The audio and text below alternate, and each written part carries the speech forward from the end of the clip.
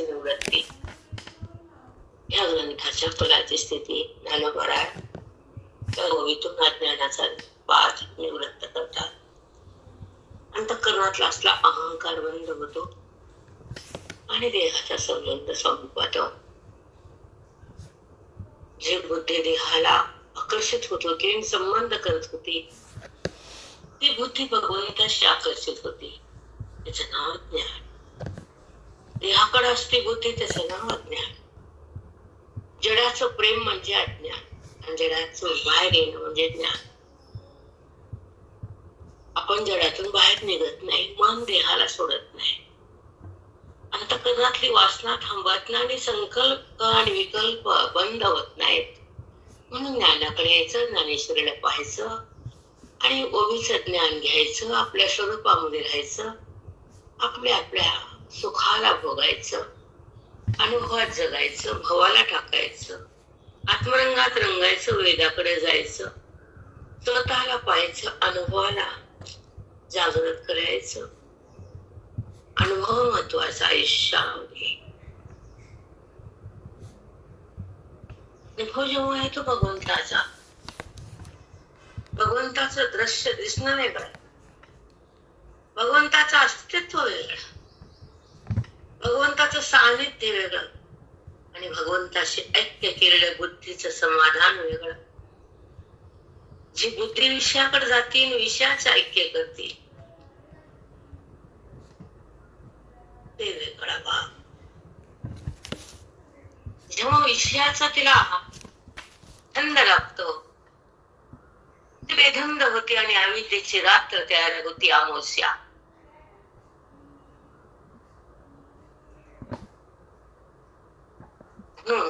बेधुंद होणं म्हणजे अविद्या, अंधार, अमावस्या.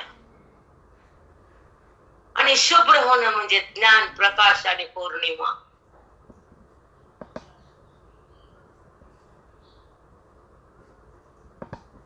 प्रकाश. आपण शुद्ध होणं म्हणजे ज्ञानाकडे येणं आणि अशुद्ध होणं म्हणजे ह्या लाकडाच्या मुळीला माझं म्हणणं, हाडाच्या मुळीला माझं स्वीकारणं बुद्धीनं. अशुद्धता आहे अंतःकरणाची. वासनेमध्ये अंतःकरण फेकून देणं अशुद्धता. जगात आणि अंतःकरणाचा संबंध वाढवणं अशुद्धता. वृत्तीने विषयाकडे धाव घेणं अशुद्धता. आणि विषय तो त्यांचा झाला नारायण शुद्धता. न आवडे जन धन माता पिता, विषय तो त्यांचा झाला नारायण. न आवडे जन धन माता पिता. ही अवस्था कठीण आहे. म्हणून भगवंताचे चिंतन महान आहे, आत्मज्ञान छान आहे. ही पांडुरंगा ओळखायची कोण आहे? हे निजधाम आहे, इथे सुखाची जाण आहे. तो भाग नाही, खरा भाग्यवान जो आपल्या सुखात राहतो, आपलं सुख प्रगट करतो, आत्मसुख भोगत राहतो. तो भाग्यवान. देह सुखाचा परित्याग होतो, अंतःकरणामध्ये ईश्वराचा सहवास होतो, बुद्धीला त्याचा ध्यास लागतो आणि ती त्याच्या जवळ जाते परमात्म्याच्या. बोधन संयुक्त अंतःकरण वेदाच्या शक्तीने भगवंतापाशी बुद्धी जाते.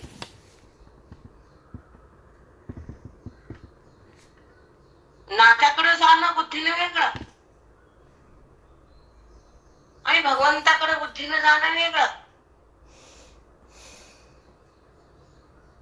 बुद्धी संताच्या मार्फत ग्रंथाच्या शक्तीनं, अध्ययनाच्या सानिध्यानं आणि वेदाच्या प्रवाहानं भगवंताच्या सोबत जवळ जाते, पण एक होत नाही, कारण महावाक्याचा लाभ नाही.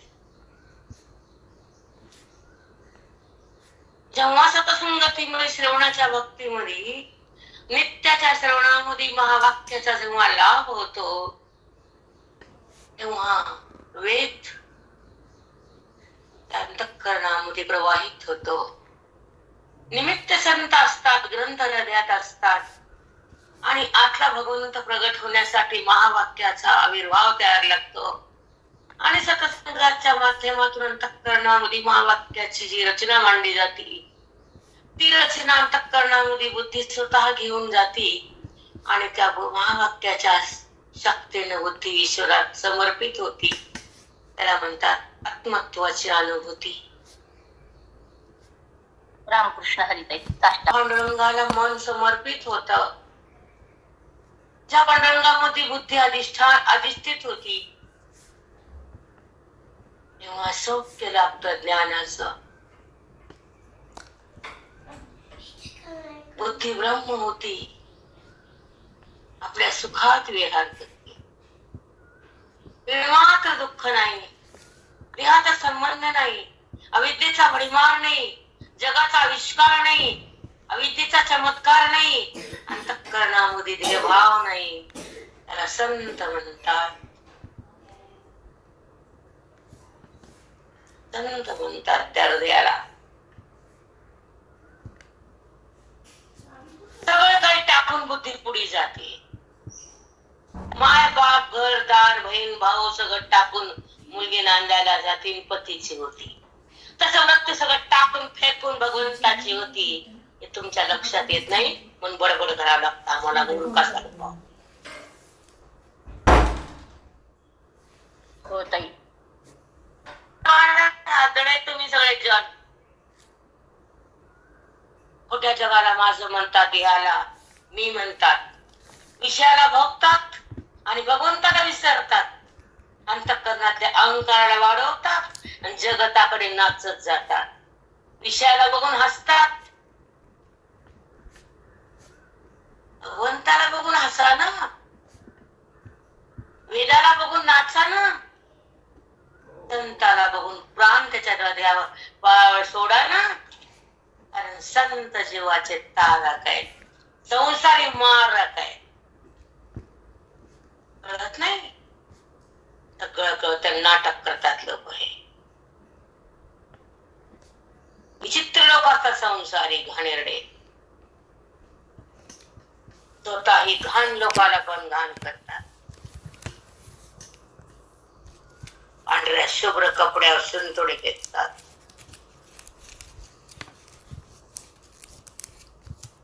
पण अविद्येचा तिथे नाश असतो, शिंतोड्याचा त्रास नसतो.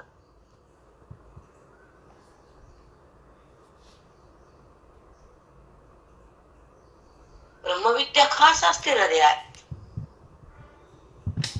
तो तर पास असतो जगात. नापास संसारी किडे उडाले त्या विषयात घरादारात. त्यांचा काय संबंध आमच्याशी? नो.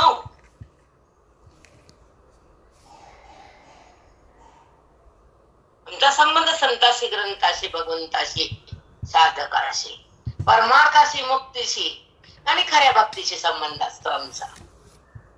व्यवहाराशी नाही, न देहाशी. आमचा संबंध तत्वाशी. महान बनला,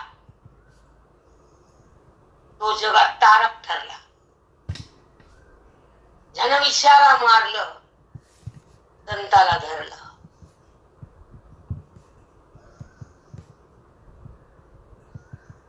म्हणून आत्मचिंतन सतत असावं. वेदाचा अभ्यास असावा, मनाचा निग्रह असावा, भविष्याचा ध्यास असावा, माऊलीचं प्रेम असावं, आत्मानुसंधान राखावं, देहाचा संबंध बंद असावा, वृत्तीचा निराश करावा, वेदाचा अभ्यास करावा, साधूचा संग करावा, बोधाचा पाऊस पडा, तेव्हा ईश्वराचा स्पर्श भोगता येतो. तोपर्यंत नाही. जर ते ईश्वरामध्ये विलीन झालं, त्याला जगताचं काय भीती राहिली? ज्या हृदयानं भगवंताला जाणलं ते देहाकडे कशाला उरलं? ज्या व्यक्तीनं हे भाव टाकून दिला त्याच्यामध्ये अज्ञान कशाला? ज्या व्यक्तीनं अनुभव घेतला, जी व्यक्ती संताच्या पायापाशी नांदली, तिला अविद्या कुठं संग केली नाही, तिथं अविद्याच राहत नाही. कारण त्या व्यक्ती संताच्या संगतीत आहे, बोधाच्या अंगणात आहे, वेदाच्या रिंगणात आहे, गीतेच्या तत्वात आहे.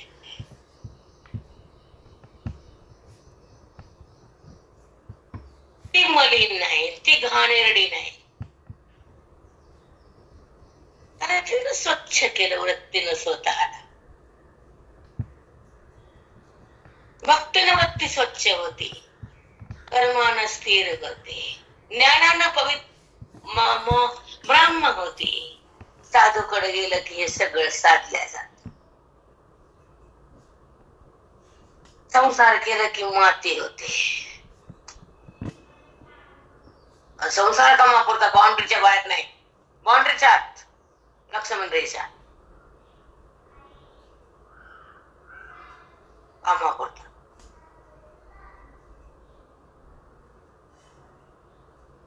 बाकीचे श्वास, बाकीचा काळ भगवंताच्या ओळखीसाठी, परमात्म्याच्या प्राप्तीसाठी, गीतेच्या फळासाठी.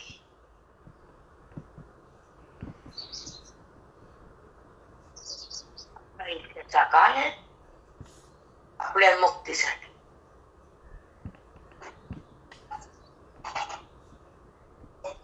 तो साधक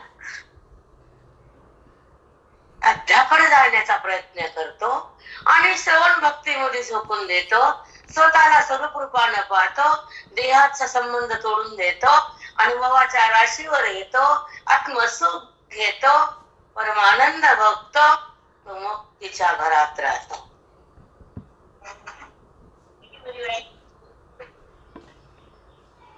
रामकृष्ण हरिताई.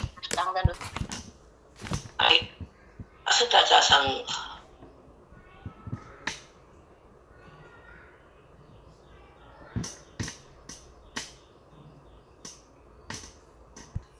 आणि असं सत म्हणजे आपलं मूळ स्वरूप, असत म्हणजे दिसणार ब्रह्माचं स्वरूप. ज्या बुद्धीला ब्रह्माच्या माध्यमातून देहाकडे जायची सवय, ती दुःख भोगते, स्वतःला विसरते,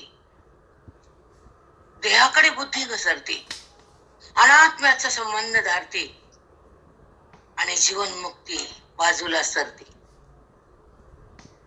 ज्या आयुष्यात ज्या बुद्धीला जे माध्यम श्रवण, जे संत माध्यम, जे ग्रंथ, त्या माध्यमातून बुद्धी पवित्र आणि ईश्वराकडे प्रवाहित होते. संतांच्या कृपेने ईश्वराचा लाभ होतो, ओवीचा अनुवाद होतो आणि त्या बुद्धीला सौख्य मिळतं. ती आनंदाकडे आकर्षित होती आणि असताचा परित्याग करत करत करत सताकडे प्रवाहित होती. हा श्रवणाचा मार्ग आहे, हे श्रवणाचं फल आहे, हे वेदाचं रहस्य आहे, हे गीतेचा गाभार आहे.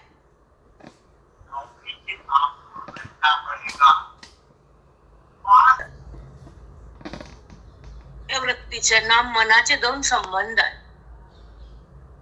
देहाचा संबंध म्हणजे असताचा आणि जडाचा आणि शेवटी दुःखाचा, अनुभव दुःखाचा. पुन्हा हा संबंध संपवणं आणि स्वतःला पाहणं ही श्रवण भक्ती. स्वतःची ओळख नसणं ही अविद्येची शक्ती. अविद्येमुळे बुद्धी स्वतःला विसरते, देहाकडे घसरते, दुःखाला भोगती, विषयाला पकडते. जगताकडे धावती आणि आयुष्य पाणी पाणी होत व्यर्थ झालं. पण ज्या बुद्धीला संताचा संघ आहे, ज्या अंतःकरणात श्रवणाचा अंग आहे, ज्या मनाला वेदाचा संघ आहे, जी अंतःकरण ओवीकडे माऊलींच्या, ते अंतःकरण प्रसन्न आणि भगवंताकडं जाण्यासाठी सुलभ होत. त्याला जाता येत भगवंताकडं. त्याचं कारण श्रवण, ओवी, सत्संग, श्रवण भक्ती, मनाची तृप्ती आणि असताची निवृत्ती तुमच्या वाचेल. कारण तुम्हाला कळत नाही ना भाषा. त्रास होतो बोलताना. आम्हाला खूप खाली यावं लागतं. का उपाधी दिली, का अंतःकरणामध्ये वृत्तीचा उगम झाला, का सत्संग झाला, का हातात गीता आली. ही वेदाची संपत्ती हृदयामध्ये भगवंताला प्रगट करण्यासाठी कामी आली.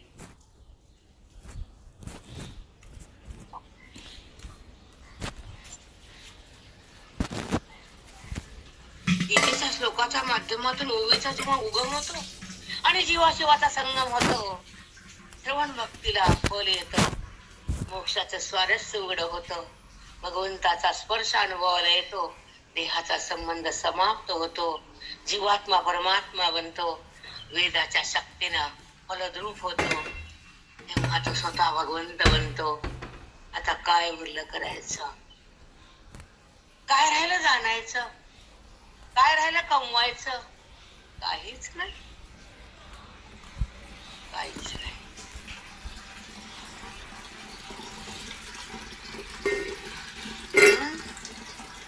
ज्या वृत्तीनं गोविंदा संबंध केला, श्रवणाचा प्रसंग आला, तो जगात खरा भक्त ठरला.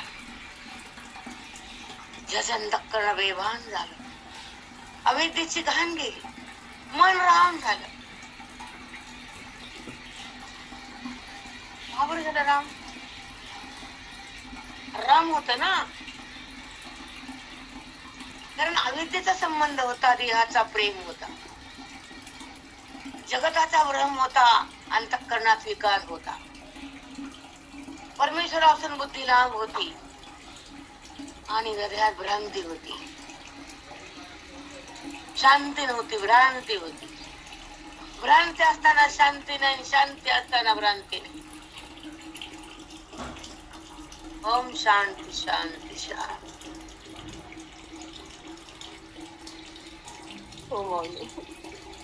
त्याचं फल आत्मसुख भोगण्याचं जो क्षण असतो, तो श्रवणाच्या माध्यमातून त्या बुद्धीला ग्रहण करता येते. म्हणून बुद्धी श्रवणासाठी अर्पण करते. हा भाग्य लागतं त्याला.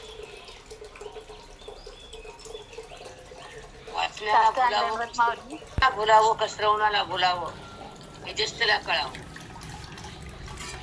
हजारो लोकांचा ओढा वाचनाकडे, चिंतनाकडे नाही. कारण ती ओढाळे कळत नाही कुठं काय.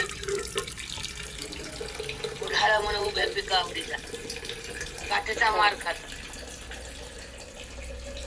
गोडी लागली ना एकदा श्रवणार. हा मूर्खपणा आहे हे करून ते. आणि हे जगाचा ओढा ओढतात लोक त्यांना. हे कलियुगाचं महात्म्य सोडून द्या, तो विषय नाही आपला. तिकडे जायचं पण नाही. आमचं चिंतन हा विषय. आमचा प्राण म्हणजे आत्मचिंतन, आमचं जीवन म्हणजे आत्मचिंतन, आमचा श्वास म्हणजे चिंतन.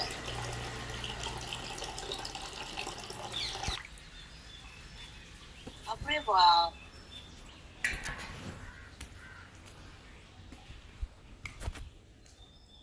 एकच असं माध्यम की भगवंताला प्राप्त करणं आणि बुद्धीला भगवंत करणं. श्रवण भक्ती, आत्मप्राप्ती, पांडुरंगाची प्रतीती. श्रवणातून होती, वाचनातून नाही.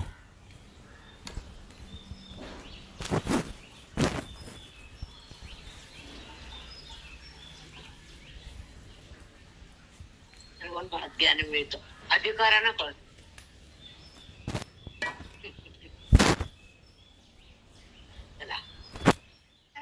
पणे लागी तुझे पण मांडून जगी. आता इथंच थांबावं लागतं आम्हाला, पुढे जाताच येत नाही. पण मांडून जगी तुझे पण म्हणजे द्वैतामध्ये द्वैत सांगितलं आणि कथेला महत्व दिलं. आत्मचिंतन बंद केलं, स्वतःचा झेंडा रावला आणि पैशाचा खांब पुरला. जाती कधी वाणी आमची कुणकडवी पण मांडून जगी दाखवायसाठी मी काय करतो, आम्ही किती श्रेष्ठ आहेत. मग काय करते, जगामध्ये द्वैत मांडून दाखवते, अद्वैत सांगत नाही. तुझे पण मांडून जगी महत्वाची श्रंगी बैसावया. मोठा सण, मोठे मोठे सगळ्यामध्ये श्रेष्ठ बसवायला उंच जागा, स्वतःचीच किंमत करून द्यायची. त्याला सगळ्या जगानं मान दिलं पाहिजे. ते सोडून द्या, जे असेल ते बघत बसा.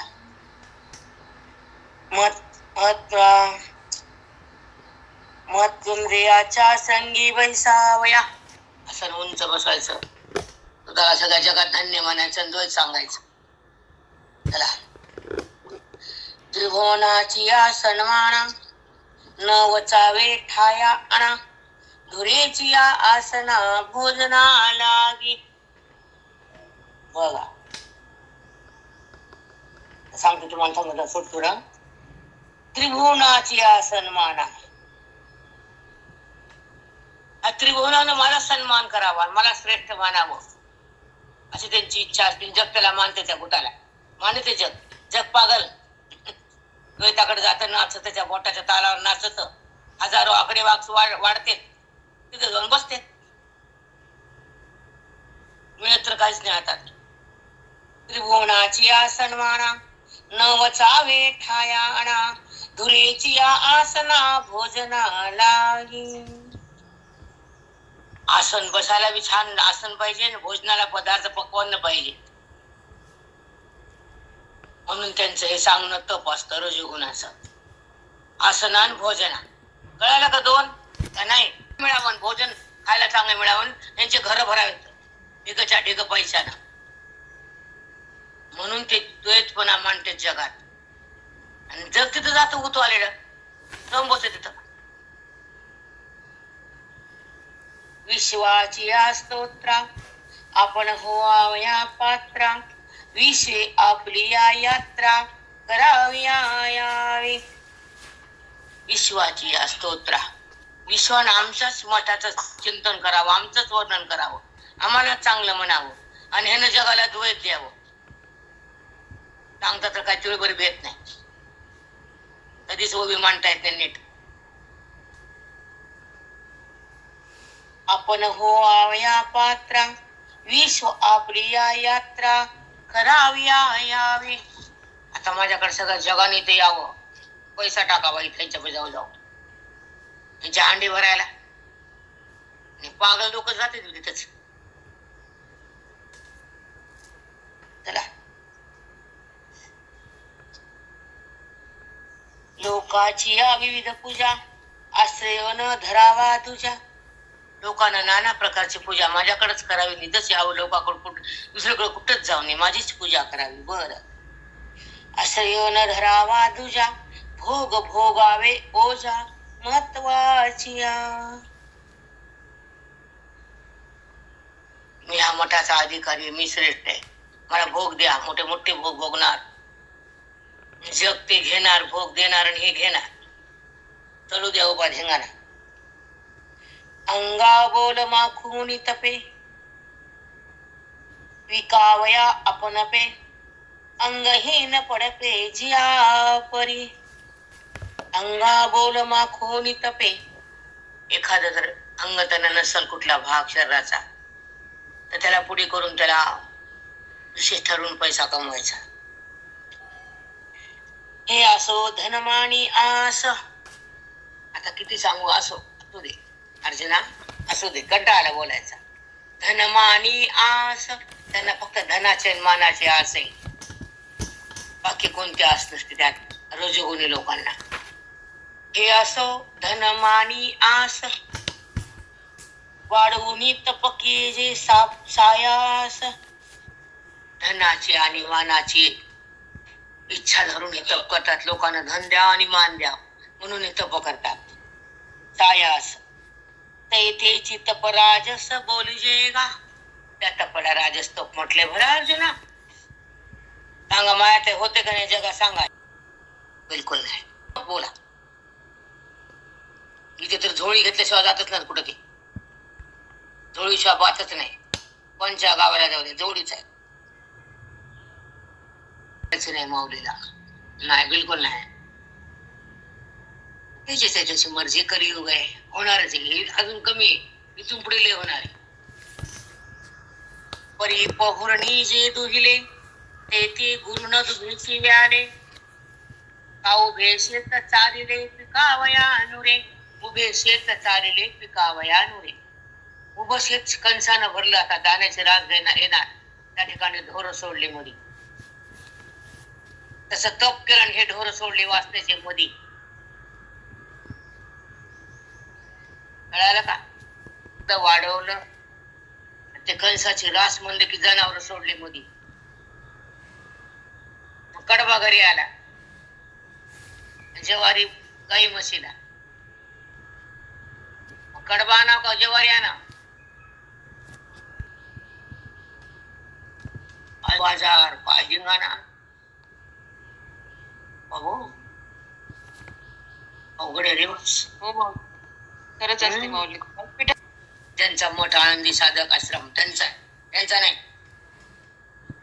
त्यांचं चरित्र सांगते बोलले मी. माहिती बोलले का नाही काल? माहिती आहे तुम्हाला मी. हो. संतती नव्हती, मुलगा ते गणपतीचा अवतार आणि गुरुजी म्हणजे माऊलीचा अवतार. हे शिष्य गुरुचं नातं पण अपरंपार आहे आमच्या आयुष्यात, या जगात पुन्हा नाही.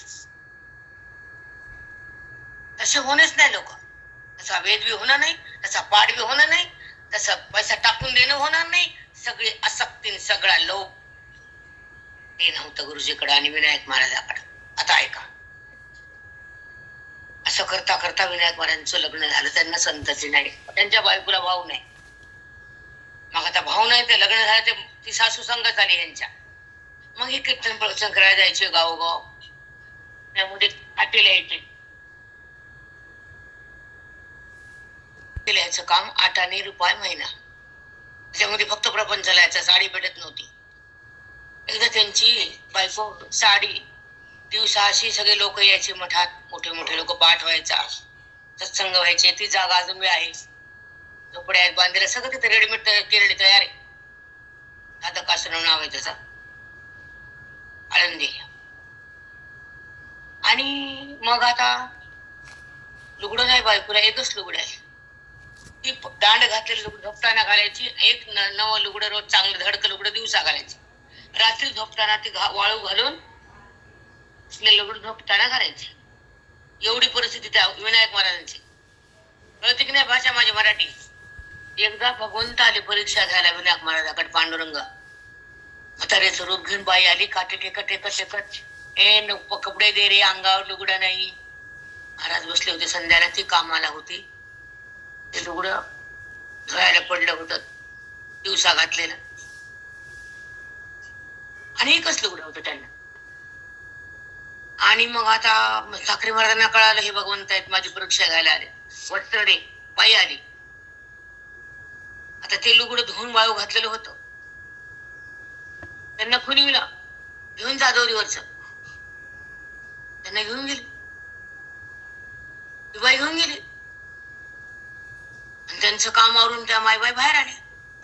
घडी करून ठेवावा, तर एकच लुगडं राहिले. आता ते गेलं चोरी. तिला वाटलं माहित नाही ना, साखरे महाराज घेऊन जा म्हणलेले, बायकोला माहित नाही. आता गेलं म्हणलं तर ते कसं तरी करून कष्ट करून 5 आणि 1 आणे रुपया MP मागं टाकून टाकून 8 आणे रुपये महिन्यावर काम केलेलं घेतलं. 3-4 महिने एक्स्ट्रा काम करून घेतलेलं. ते जर हरपलं म्हणल्यावर रागात येतील म्हणून ती बायको भेल. एक दिवस असं दोघं बसले जीव वाढताना म्हणले अगं ते तुला लुगडं आणलेलं घाल की नवीन. नाही म्हणले जाऊ द्या कुठं आलं त्याला आलं गेलं घालता येतं दोन्ही फाटकेच घालते काय व्हायला. म्हणजे खरं बोलालीस म्हणजे हो घाबरली ती. बघ तुला सांगतो ते लुगडे मी देऊन टाकले तुझं हरपलं नाही तू चोरी गेलं बी नाही तुझ्याकडून चूक झाली बी नाही. हा तुम्ही दिलं हो. बघा ते काळ आणि आताचा काळ बघा बघा त्यांचा व्यवहार बघा. तेच ते म्हणाले ना आता तसं कुठं बघा आता असं तर कितीतरी ऐका पुढे आता विषयांतरच होऊ द्या. तुम्हाला बघवलं ना की सासू म्हणायची टाळकुट्या माय टाळकुट्याच्या पदरात बांधलं माझ्या लेकीचं नच फुटलं म्हणून टाळकुट्याच्या जावायला बोलत नव्हती. असं करता करता किती वर्ष गेले. मग कार्तिकी वारी आली. मग विनायक महाराज म्हणजे सासूबाई चला दोघी बी चला वाळवंटात कीर्तनाला माझं कीर्तन आहे. तेव्हा गुरुजी पण होते आले कीर्तन सुरू झालं. हजारो मुंगी सारखे लोक वाळवंटात भरले. वाळवंट भरून गेला चंद्रभागेचं इंदिराने तोंडाले चंद्रभागेचं वाळवंट खचाक खच भरलं. आणि ती टाळकुट्या म्हणणारे सासू पण तिथं आली. ढसा ढसा रडायला म्हणजे तुम्ही इतके मोठे आहेत का. तुम्हाला मी टाळकुट्या म्हणलं तुमचं जग पाया पडायला तुम्ही इतके मोठे आहेत का. मी पापले ढसा ढसा रडून पायावर पडली. तुझं दर्शन घेतं वा म्हणतात. पण ती म्हणलं नाही की मला असं बोलू नका मला मी वाईट नाही टाळकुट्या म्हणू नका नाही म्हणलं. सज्जन लोक नाही म्हणत. बघा 8 आणे रुपये महिने त्यांची कमाई आणि त्यांच्या समोर समाज हजारो मुंगी सारखा. दुसरा प्रसंग ऐकते आता सांगते ऐका कळू द्या तुम्हाला गुरुजी काय होतं आताचे भूत काय ते. एकदा गुरुजी त्यांच्या साधक आश्रम त्यांच्या गुरुजींची पण रूम आहे तिथं. ज्या रूम मध्ये साधक आश्रम मध्ये विनायक महाराज गुरुजीला शिकवत होते ती पण रूम आहे तिथं. तुम्हाला नाही आता गेल्यावर मग गुरुजी परिपूर्ण झाले साधनेमध्ये शिक्षणामध्ये अभ्यासात पूर्ण साधना झाली. आणि गुरुजींचं वक्तृत्व खूप सुंदर. आपसे बेटा आगे हे कळालं गुरुजी विनायक महाराजांना. आणि दोघं आले अजून आषाढी वारीला पंढरपुरात आणि सांगितलं तू सगळे गच्च मीटिंग संपली होती. महाराज पंढरपुरात आले आषाढीची वारी हजारो समाज मुंगी सारखे लोक. आणि शिकत असताना गुरुजींची ओळख काय जगाला काहीच नाही. विनायक महाराजांना माहिती माझा शिष्य काय आहे. आणि कीर्तन सुरू होणार. विनायक महाराज म्हणले उठ रंगनाथ मी उठ बस तिथं कीर्तन तू कर. मी हो तू आज्ञा गुरु आज्ञा. घाबरत उठले गुरुजी. तुमचे लोक आहेत तुम्ही सांगणार आणि मी कधी केलं नाही. तू इथं बसायचं करायचं. अरे गुरुजी सुरुवात झाली. सगळा समाज ठप्प झाला. चंद्रभागा ठप्प झाली. इतकी वाणी परखाड खनखन वेदांताचा पाऊस. आणि त्यांच्या गुरूंची पाठ थोपाटली. काय साधक तू शिष्य तुझा तर ती पाठ थोपाटली गुरुजींची विनायक महाराजांची. कीर्तन केलं गुरुजींना पाठ थोपाटली विनायक महाराजांची. असं काय झालं कपाळ आट्या पडले. हे कसं कुठलं कोण हे लक्षात बोलून येतं. सगळ्याच्या तोंडावर कपाट आट्या पडले. हे काय सांगणार आहे आता. आम्ही यासाठी आलोच नाही. आम्ही विनायक महाराजांसाठी आलो. आणि जेव्हा गुरुजींनी सुरुवात केली चंद्रभागा ठप्प झाली. कळाले गुरुजी आमचे. याला वेदांत शास्त्र म्हणतात. याला सत्संग म्हणतात आणि साधू म्हणतात. चांगल्याचे कुणाला म्हणते नंतर मी चिंतन जे दुहिले ते गुरुने दुभिने व्याले कावबे शेत चारली पिकावयानुरे. उभं शेत पिक चारलं म्हणजे रजगुणी. पहुर्णी जे दूध दिले जर दुभत्या गायला जर एक किडा जर लागला स्तनाला तर ते दूध सगळं पिऊन टाकतो. दूधच येत नाही. तसं रजोगुणी माणसापासून ब्रह्ममोक्ष तप काहीच होत नाही असं माऊली सांगायला. साष्टांग माऊली. ज्ञानदेव तुकाराम, पंढरीनाथ भगवान की जय. माऊली ज्ञानेश्वर महाराज की जय.